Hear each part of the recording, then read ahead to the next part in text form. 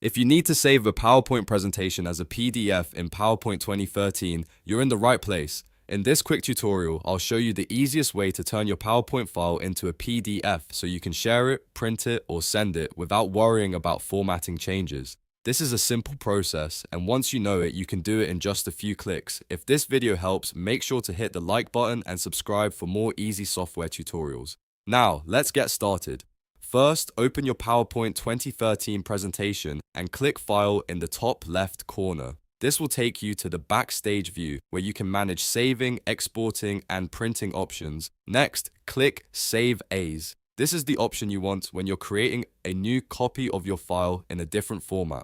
After that, choose the location where you want to save the file. You can pick your computer, a specific folder, or browse to the exact place where you want the PDF stored. Once you've selected the location, look for the Save as Type drop-down menu.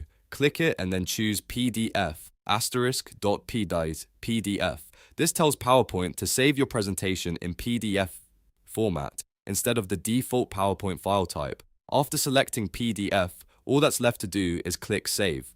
PowerPoint will process the file and create your PDF version for you. In just a moment, your PPT is saved as a PDF and you're ready to share it anywhere you want, and that's it.